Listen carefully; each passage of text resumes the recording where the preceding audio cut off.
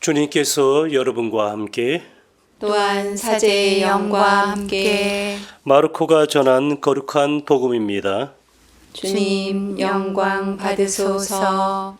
그때 예루살렘에서 온 바리사이들과 율법학자 몇 사람이 예수님께 몰려왔다가 그분의 제자 몇 사람이 더러운 손으로 곧 씻지 않는 손으로 음식을 먹는 것을 보았다.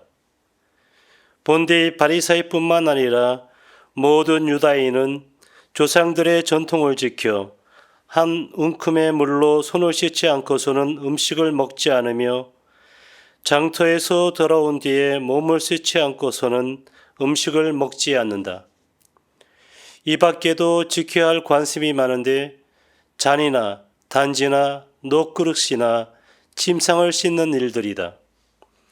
그래서 바리사이들과 율법학자들이 예수님께 물었다. 어째서 선생님의 제자들은 조상들의 전통을 따르지 않고 더러운 손으로 음식을 먹습니까?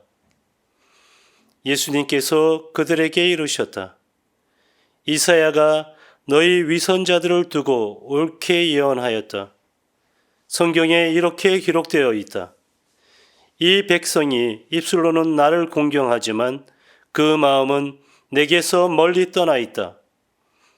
그들은 사람의 규정을 교리로 가르치며 나를 헛되이 섬긴다.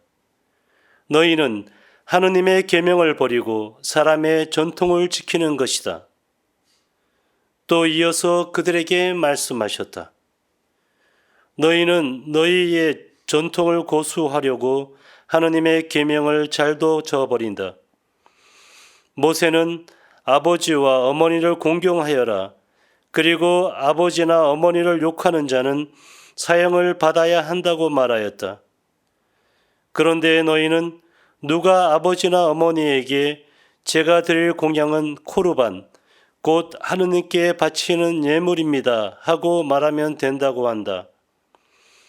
그러면서 아버지나 어머니에게 더 이상 아무것도 해드리지 못하게 한다. 너희는 이렇게 너희가 전하는 전통으로 하느님의 말씀을 폐기하는 것이다. 너희는 이런 짓들을 많이 한다. 주님의 말씀입니다. 그리스도님 찬미합니다. 우리는 어제부터 평일미사 독서로 2주간 동안 창세기 말씀을 계속 이어서 듣습니다. 한처음에 하느님께서 하늘과 땅을 창조하셨다라는 매우 간단 명료한 말씀으로 시작합니다. 없음에서 있음으로, 다시 말해서 하느님이 무에서 우리 인간을 비롯해서 온 우주 만물을 만드신 것입니다. 우리 눈에 보이는 것과 또 눈에 보이지 않는 그 영적 세계, 다시 말해서 천사들을 비롯한 눈에 보이지 않는 피조물도 역시 만드셨습니다. 현대과학은 우리가 살고 있는 이 우주를 단순히 기계론적 관점으로, 다시 말해서 기계처럼 어떤 법칙에 따라 무의미하게 움직일 뿐이라고 보고 있습니다. 그러나 우리 신앙인들은 우주를 다른 관점으로 봅니다. 다시 말해서 창조의 관점. 어떤 목적이 있기 때문에 온 우주가 시작되었다는 관점에서 우주를 또 모든 존재를 바라봅니다. 피조물들 하나하나에서 창조주이신 하느님의 그 따뜻한 손길을 느낍니다. 그 안에서 하느님께서 창조하신 목적을 끊임없이 찾는 것이 바로 우리 신앙인의 영성입니다. 우리 주위를 한번 찬찬히 한번 둘러봅시다. 우울증, 공황장애, 여러 가지 심리적인 내적인 병으로 고생하는 사람들이 너무나도 많습니다.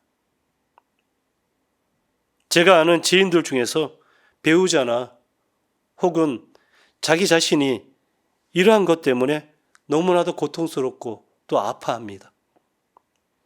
또 어떤 사람들은 자신의 약점, 자신의 한계 때문에 고민하고 있습니다. 우리 내면을 돌아보는 것도 중요하지만 우리 안에 갇혀 있다면 어둠 밖에는, 죄 밖에는, 나의 한계 밖에는 보지 못할 수도 많습니다. 우리 앞만 바라본다면 너무나도 어둡습니다. 우리는 눈을 들어 하느님의 선하심, 하느님의 자비하심, 하느님의 그 이 세상을 창조하신 그 섭리, 그 계획을 우리는 보아야만 합니다. 창세기 교리하면 인간의 죄악, 인간의 타락에 강조점을 두는 적이 굉장히 많습니다. 이것을 우리는 원죄, 최초의 죄, 원죄라고 부릅니다. 성주 아담과 하와가 하느님을 거역하고 배반한 근원적인 죄입니다. 죄만을 강조하면 우리는 좌절하고 말 것입니다. 하느님의 창조 이야기를 잘 들어보면 죄에 앞서 하느님의 축복이 먼저 있었다는 겁니다. 오늘 독서에서 들은 바대로 창조의 그 첫날부터 하느님은 보시니 참 좋았다. 하느님께서 보시니 손수 만드신 것이 참 좋았다. 라는 그 놀라운 표현이, 감탄사가 계속 반복이 됩니다. 축복의 말씀, 복을 내려주시는 말씀으로 우리가 사는 세상, 우리 자신들이 창조되었습니다. 우리는 죄 이전에 하느님의 복을 받은 존재들입니다. 하느님은 우리를 보고 기뻐하셨습니다. 이 축복은 우리의 죄, 우리의 한계, 우리의 어둠보다 더 크고 비교할 수 없을 정도로 위대합니다. 이제 하느님의 원초적인 그 축복, 복, 취소할 수 없는 하느님의 복 자체와 그분 복 자체가 우리와 함께 계십니다. 이분이 바로 예수 그리스도이십니다. 예수님이 하느님의 복 자체이십니다. 예수님을 우리는 오늘 미사에서 다시 모십니다. 우리와 온전히 하나가 되기 위해서 복 자체이신 예수님께서 우리에게 오십니다. 그러면 우리 자신도 원복 자체가 되는 것입니다. 우리는 저주받은 사람이 아니라 축복받은 사람입니다.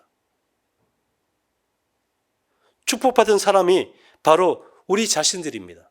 원복 자체이신 예수님이 우리 안에 오셔서 우리에게 너는 축복받은 사람이다 라고 말씀해 주시기 때문입니다. 하나의 또 다른 창조의 역사입니다. 그래서 우리는 성체를 받아 모실 때마다, 미사 참례 올 때마다 매일매일 베네딕투스, 축복받은 자로 다시 태어나는 것입니다. 다시 창조되는 것입니다. 하지만 이러한 복은 나 자신에만 갇혀 있다면 사라지고 말 것입니다. 나눠주는 것이 복의 본성입니다. 나눠주면 줄수록 우리가 받은 복은 점점 더 커집니다. 오늘 힘들어하는 사람, 오늘 고통받고 있는 사람, 오늘 자신의 어둠 속에 갇혀있는 사람을 위해서 복자체이신 예수님을 나눠주도록 합시다. 특히 우리가 지금 힘든 이들을 위해서 기도하려고 손을 모을 때 우리는 복을 받은 사람인 동시에 복을 널리 나눠주는 사람이 되는 것입니다. 아멘.